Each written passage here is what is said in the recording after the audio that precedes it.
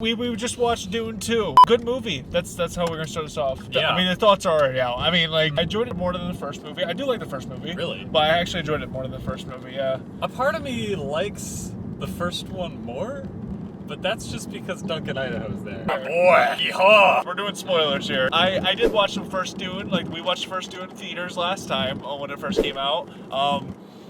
I didn't pay attention to the whole movie because if you want to see, like, watch the first Dune reaction or whatever. This time in theaters, I paid attention and I loved it. I actually couldn't take my eyes off the screen at all throughout the whole movie. Beautiful. It's super intense too. This one's like, I think the tension is built up like way higher. I think that's what I liked about this one too. It keeps you on the edge of your seat the whole movie. Yeah. Of what's gonna happen. I think the new addition of the new villain, what was his name? Fade Rotha. The guy who plays Elvis in the Elvis movie. I haven't seen, but apparently he plays Elvis. We might just pull the camera here, right? He was a great addition. I think he's my favorite villain. He's really good. And even though he looks like handsome Squidward mostly.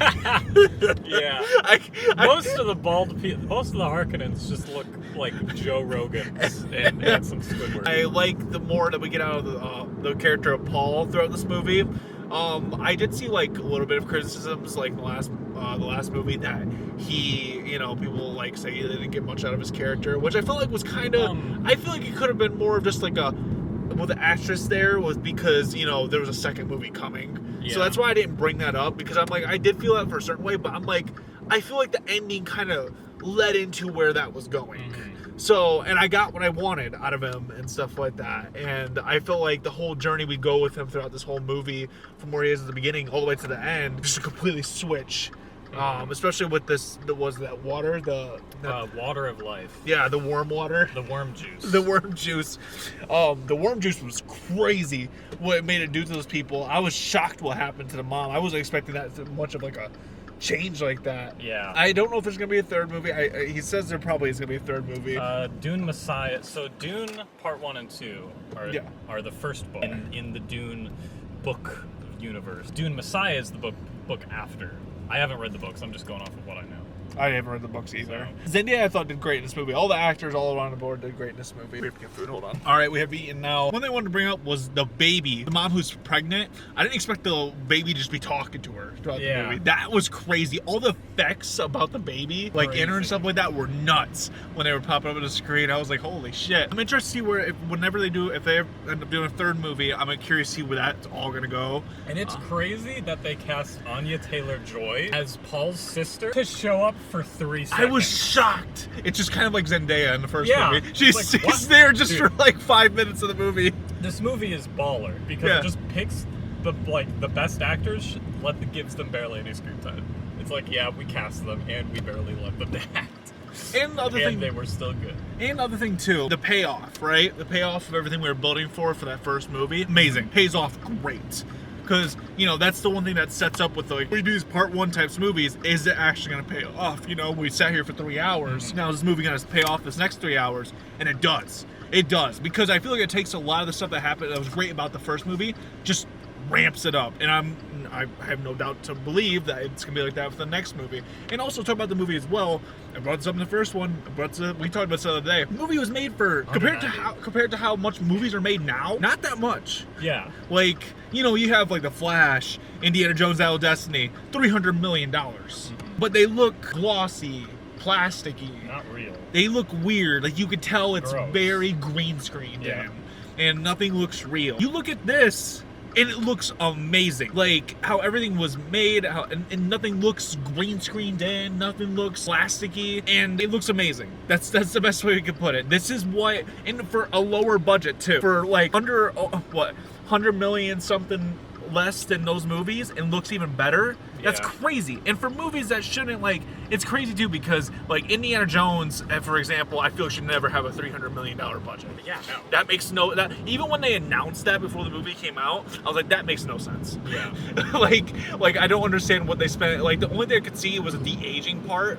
Yeah. But I'm like, I don't understand where the $300 million came from. Yeah. That's why when people see stuff like that and they see this movie, there's no excuse for such bad production looking, because you have this for lower budget. There's a lot to unpack. That's because it's like a lot. Florence Pugh is great as Emperor's daughter. The Emperor is also good. Oh yeah. The Worms. The worms, we get more screen time with the worms. The worms look amazing.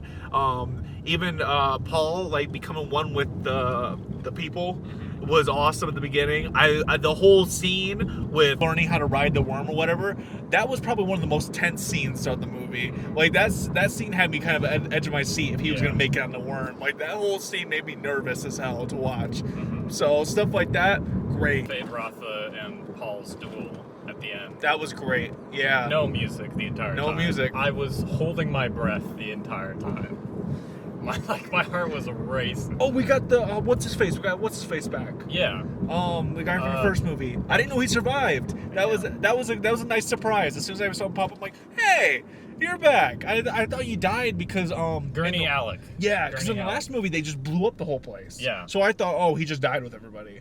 And so when he came back, that was a nice surprise with him joining back in and stuff like that. I thought it was really nice to see because he's also a great actor. I really enjoyed him. And also too, I brought this up in the first time too. That first movie, it had little bits of comedy here and there, which I really enjoyed because I didn't expect that for this type of movie. Like I like the little subtle bits of humor they have, and he's kind of like the comedic relief kind of character because a lot of the jokes that came in from the first movie were from him. Yeah. And then a lot of the jokes that came from this movie were from him. Him getting his revenge on, I'm gonna call him Drax. Yeah, Drax. his revenge on Drax was amazing. I loved how the scene, how that whole scene looked, with all the flames in the background and stuff like that, and getting his vengeance. Like I said, all payoff, great. And even added in with Christopher Walken, right? Yeah. Yeah, even the added addition of him. We didn't get really much screen time with him. He was a nice addition. I thought I didn't expect to see him in this movie. I just saw it in the cast and I'm like, he's in this? Yeah, and then Anya Taylor-Joy I saw in the cast list. I'm like, I haven't even seen you in the trailers. What are you doing? And then she's in a dream sequence for 3 seconds. It's so funny. Soundtrack in the background is amazing as well. It's definitely a different experience when it kicks in the theater because I remember when I was hearing the headphones, when I was watching it on my computer, it's a way different experience watching it in theaters. With having that surround sound, stuff like that, way different experience. Definitely worth to go out there and worth your money to go buy. It's touched about on everything.